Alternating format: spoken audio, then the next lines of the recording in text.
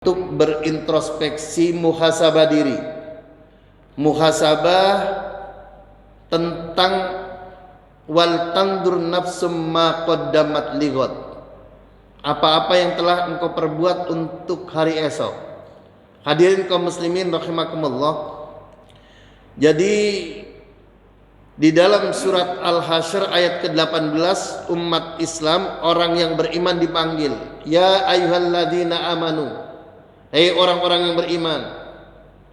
Lalu kemudian sebelum jatuh perintah, Allah memerintahkan dulu ittaqullah, bertakwalah kalian kepada Allah.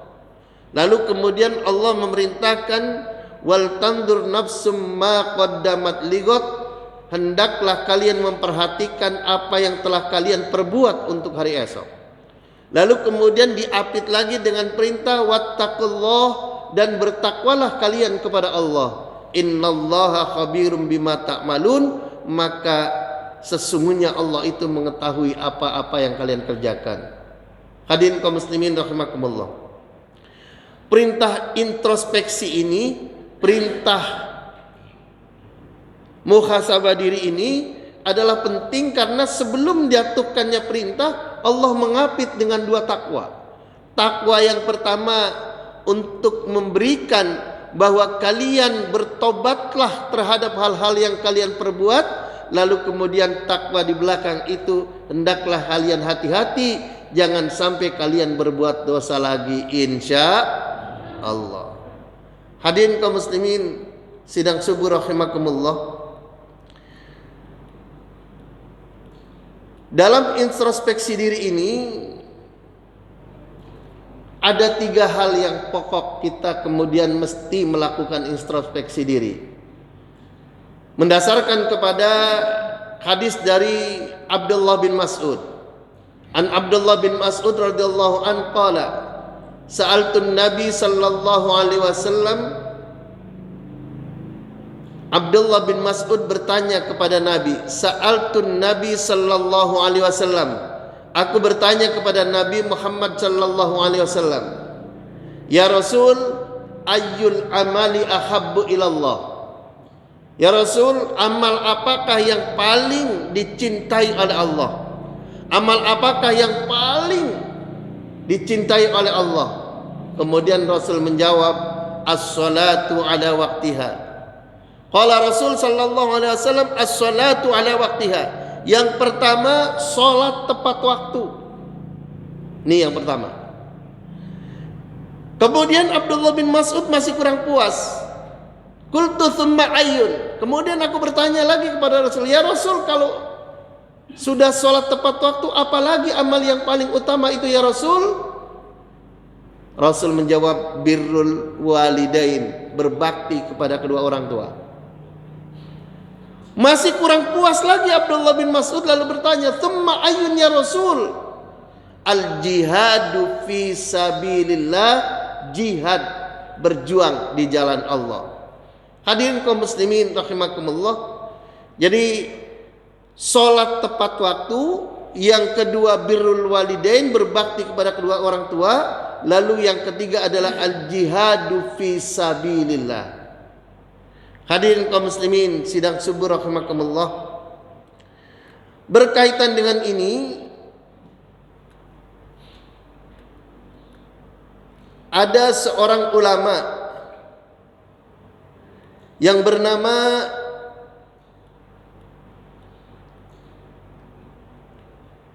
Imam Al-Faqih Abul Lais As-Samarqandi. Imam Abul Lais Al-Samarqandi itu menjelaskan mengenai ada tiga ayat yang Allah turunkan itu selalu bergandengan. Ada tiga ayat di dalam kitab Tanbil Ghafilin. Al-Faqih Al-Lais Samarqandi, Abu Lais Samarqandi menjelaskan ada tiga ayat yang Allah turunkan, ayat itu selalu ayat itu bergandengan dengan pasangannya. Yang pertama, aqimus shalah wa atuz zakah. Pertama, aqimus shalah wa atuz zakah. Dirikan salat dan keluarkan zakat. Yang kedua, atiullah wa atiur rasul. Taati Allah dan taati Rasul. Dan yang ketiga adalah anishkurli wali walidaik. Bersyukurlah kepadaku, berbaktilah kepadaku, dan berbaktilah kepada kedua orang tuamu. Insya Allah. Hadirin kaum muslimin rahimakumullah. Kata Imam Ibnu Lais, salatu ayatin nazalat makrunata bi salatin la yaqbalullahu wahidatan minhunna bi ghairi qarinataha. Allah menurunkan ayat yang tadi, yang tiga tadi bergandengan, selalu bergandengan dengan gandengannya, bergandengan dengan pasangannya. La yaqbalullahu wahidatan minhunna bi ghairi qarinataha. Allah tidak akan pernah menerima amal orang itu kalau pasangannya tidak dikerjakan. Apa maksudnya? Aqimus sholah wa atuz zakah. Dirikan sholat dan keluarkan zakat. Nah, orang rajin sholat, sholatnya jamaah terus di masjid, malamnya tahajud.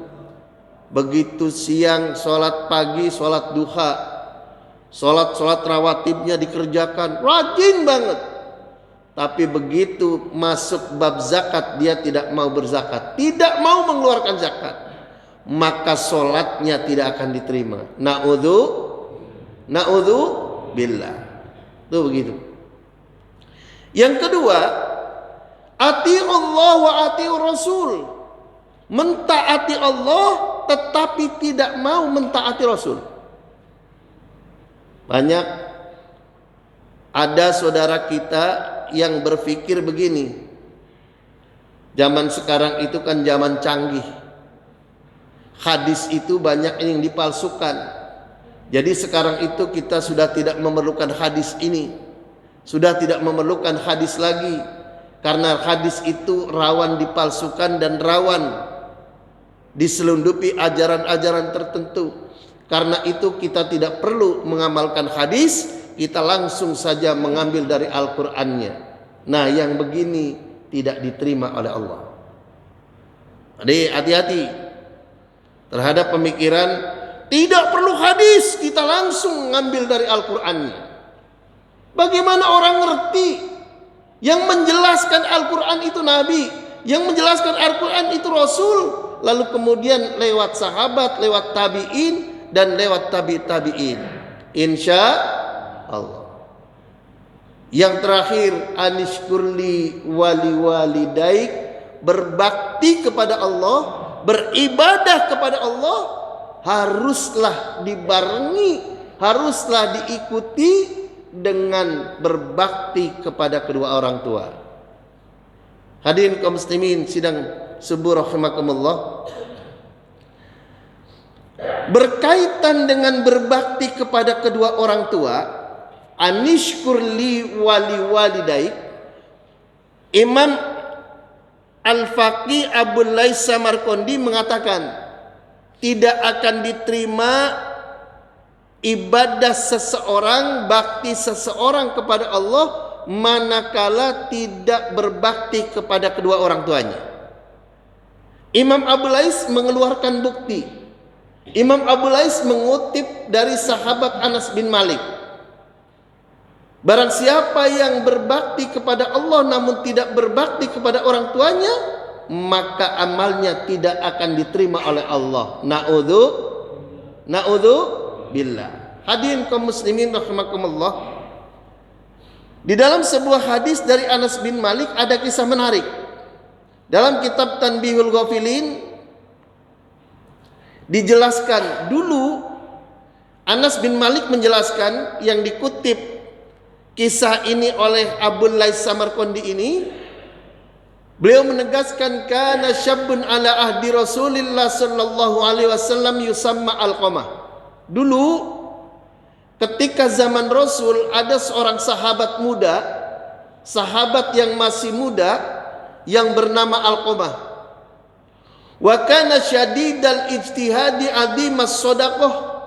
Dia itu orangnya rajin banget beribadah.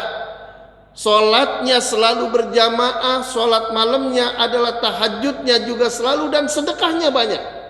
Adimas shadaqah, dia itu sedekahnya di mana-mana.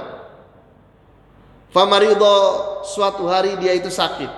Fashtadda maraduhu, ternyata sakitnya itu tambah hari tambah parah. Maka ketika sakitnya tambah parah, faba'athi imra'atahu ila Rasulillah sallallahu alaihi wasallam, lalu dia mengutus istrinya menghadap Rasul. Ini jadi orang sakit, kalau bahasa sekarang itu orang yang suaminya sakit, istrinya diutus untuk menghadap ustadz, menghadap kiai. Zaman dulu menghadapnya Rasul. Istrinya berkata kepada Rasul, "Ya Rasulullah, anna zawji fin naza, fa aradtu an u'allimaka bihali." Ya Rasul, suamiku sedang naza, suamiku sedang sakit parah. Naza itu bahasa kasarnya sakaratul maut, jadi menjelang mati. Fa aradtu an u'allimaka bihali, aku berharap engkau bisa mengajarkan sesuatu kepada suamiku ya Rasul. Hadirin kaum muslimin sidang subuh rahimakumullah. Rasul sallallahu alaihi wasallam mengutus Bilal wa Ali wa Salman wa Ammar. 4 orang sahabat besar diutus Rasul untuk menjenguk sahabat siapa? Alqamah. Idhabu ila Alqamah fanduru ma haluh. Bilal, Ali, Salman dan Ammar, idhabu ila Alqamah fanduru ma haluh. Pergilah kalian ke rumahnya Alqamah dan lihat bagaimana keadaannya Alqamah. Hadirin kaum muslimin sidang subuh rahimakumullah.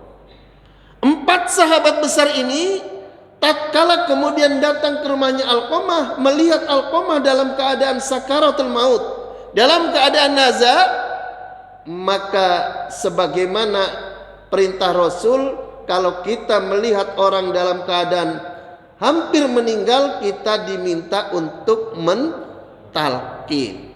Apa? Mentalqin. Salah seorang sahabat kemudian membisikkan di telinganya, Alqamah, qul la ilaha illallah. Alqamah, ucapkan la ilaha illallah.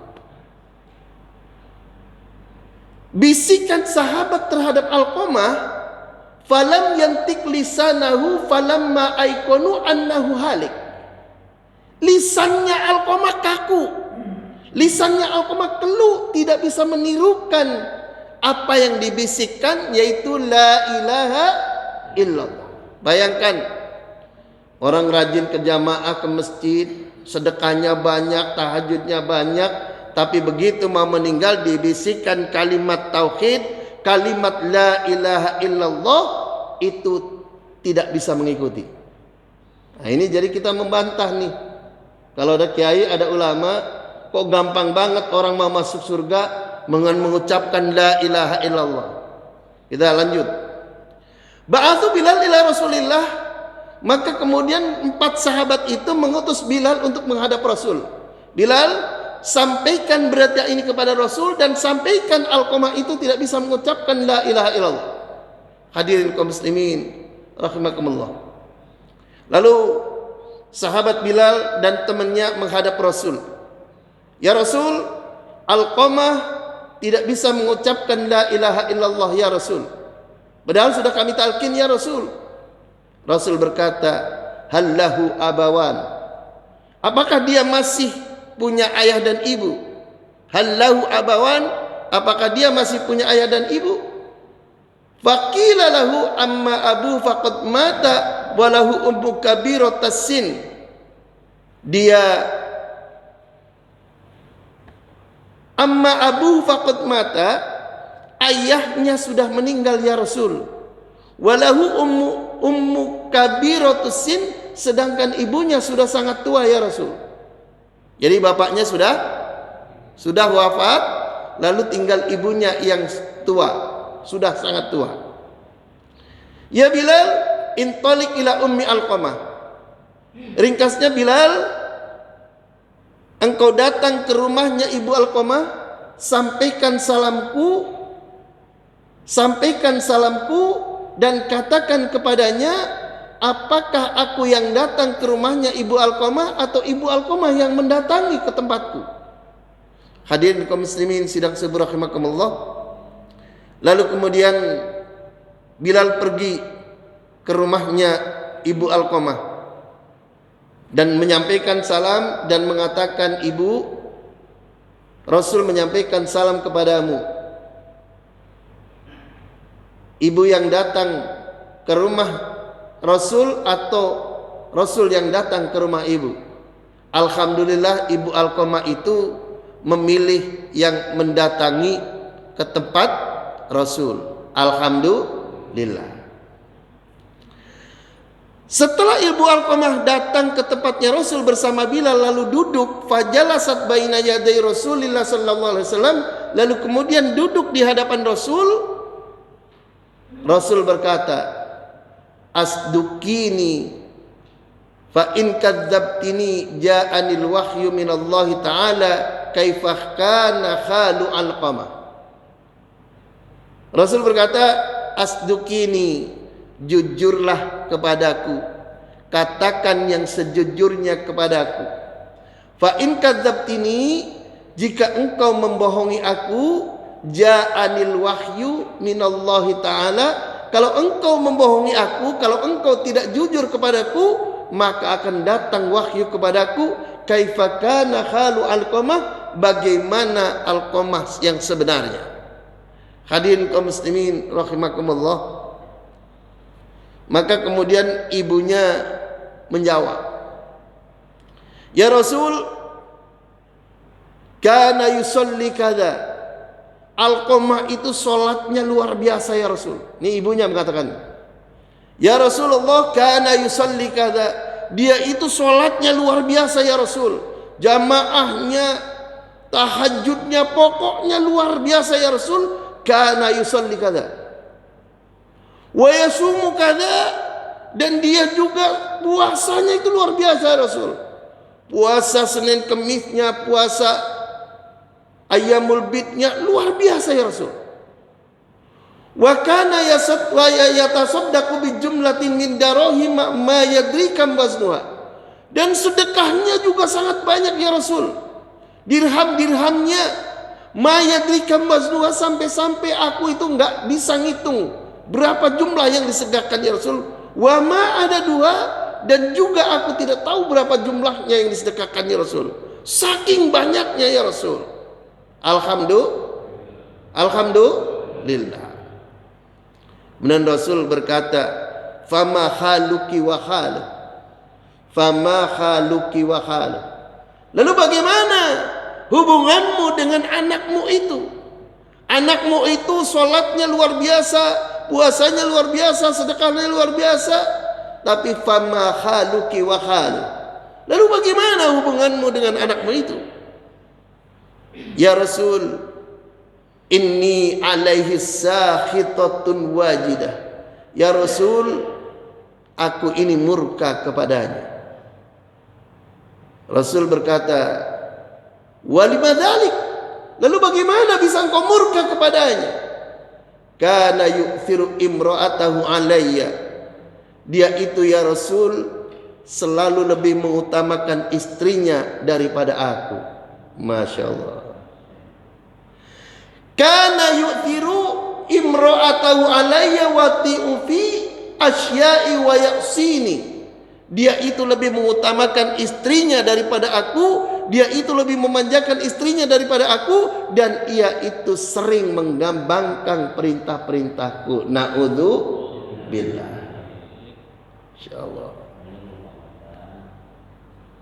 Lalu kemudian Rasul sudah tahu pokok masalah. Kenapa Alqamah tidak bisa lisannya mengucapkan la ilaha illallah? Rasul kemudian berkata, sukhtu ummihi hajaba lisanahu an syahadah an la ilaha illallah. Kemarahan ibunya itulah yang menutup lisannya Alqamah, menutup lisannya Alqamah tidak bisa mengucapkan syahadat, tidak bisa mengucapkan kalimat tauhid, la ilaha illallah. Hadirin kaum muslimin sidang subuh rahimakumullah.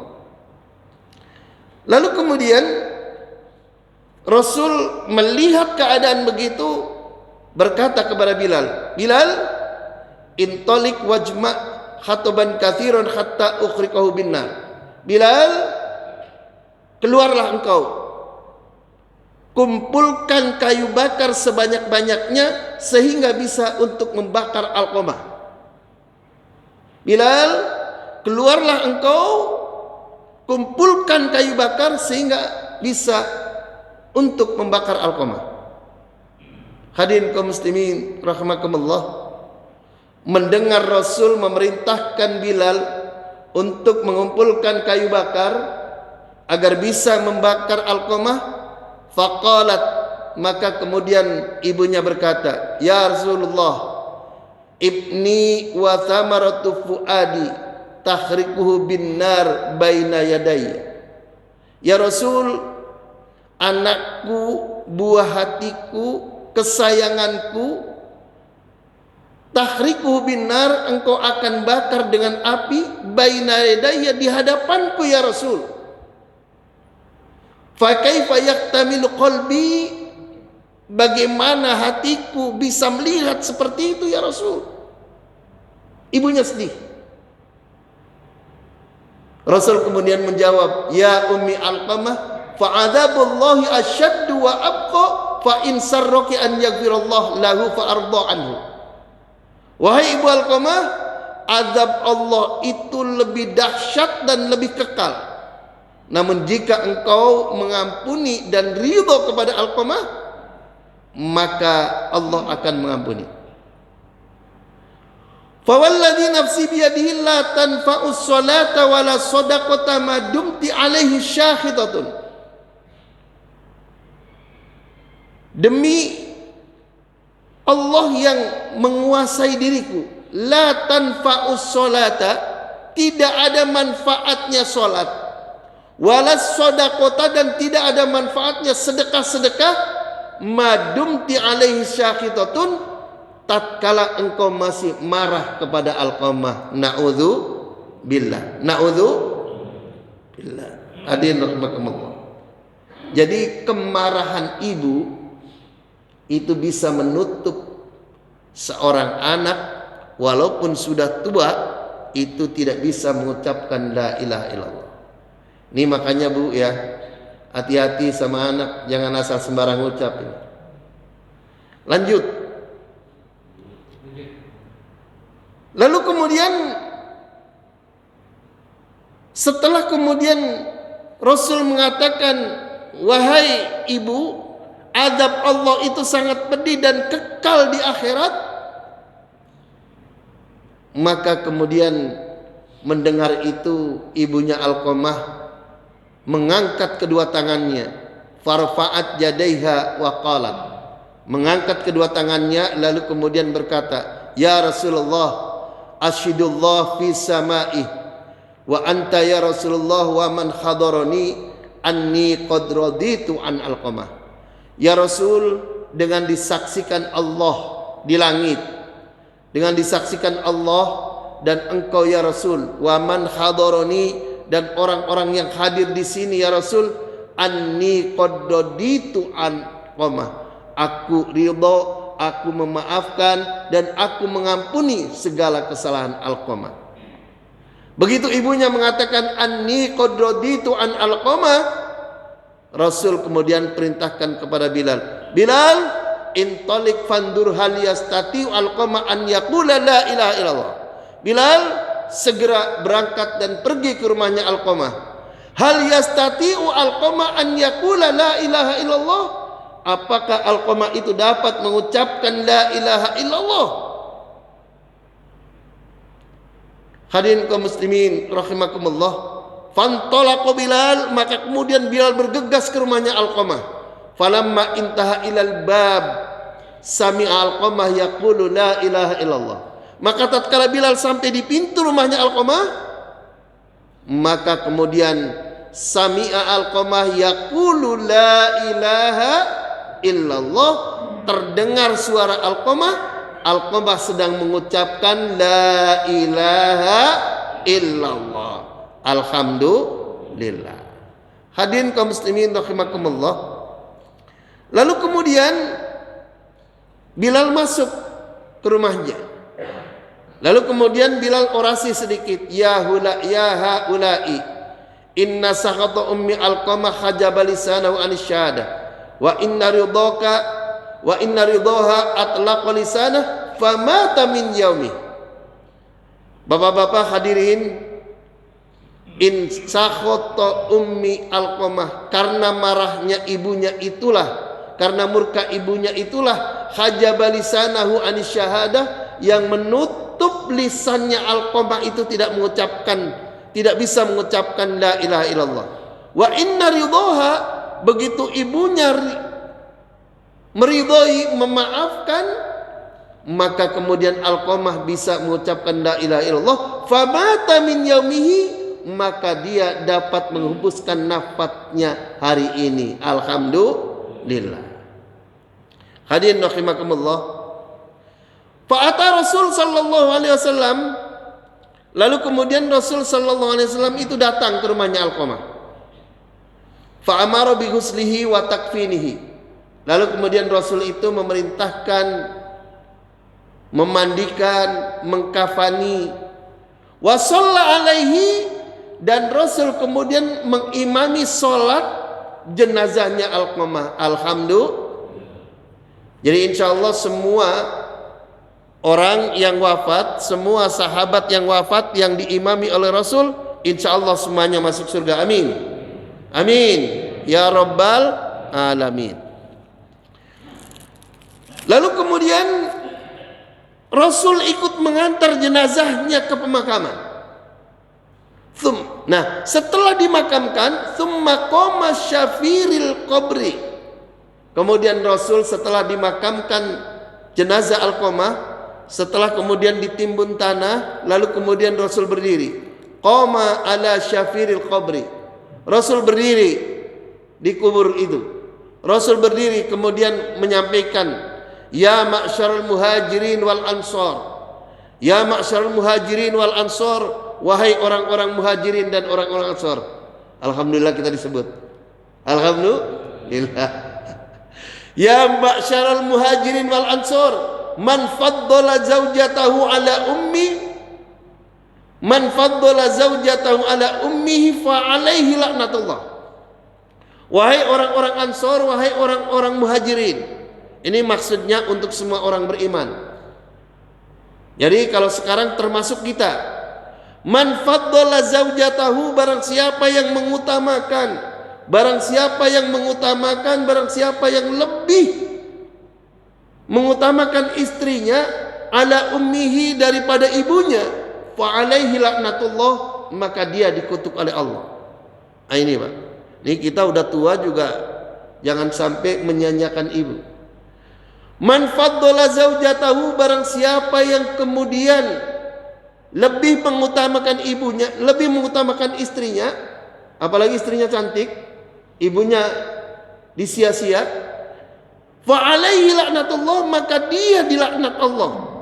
Wala yuqbilu minhu sarfun wala adlun, yakni al-faraid wal fawaid wan nawafil. Jadi nggak ada gunanya yang namanya menjalankan sholat wajib, tidak ada gunanya yang namanya menjalankan sunnah-sunnah di hadapan Allah. Maka benarlah apa yang dikatakan oleh Imam Abul Laits As-Samarqandi, anishkurli waliwa lidaik, berbaktilah kepada Allah dan berbakti kepada kedua orang tuanya. Hadirin kaum muslimin rahimakumullah. Sampai di sini mengingatkan kita, bersyukurlah kalau orang tua kita itu masih ada, sehingga kita bisa menebus dosa, sehingga kita bisa memanjakan ibu, sehingga kita bisa mengutamakan ibu. Hati-hati menyakiti hati ibu, hati-hati lebih mengutamakan istri daripada mengutamakan ibu. Dan ini penting ibu. Jadi jangan sampai kemudian keluar ucapan kepada suami, suamiku yang jadi istrimu itu ibumu atau aku. Nah, ini sering. Ketika seorang suami kemudian memanjakan ibunya, seorang suami kemudian mengutamakan ibunya, lalu seorang istri itu keluar dari mulutnya, mas yang jadi istri itu ibumu atau aku. Itu di kampung saya. Di kampung saya. Hati-hati. Jadi kalau istri kemudian minta lebih diutamakan dari ibunya, ini hati-hati.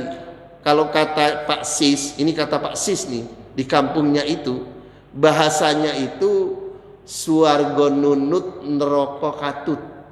Nah, ini istri itu suarga nunut neraka katut. Istri itu kalau suaminya masuk surga, insya Allah kebawa ke surga. Tapi kalau suaminya masuk neraka, insya Allah masuk neraka. Makanya memilih suami itu supaya bisa jadi imam.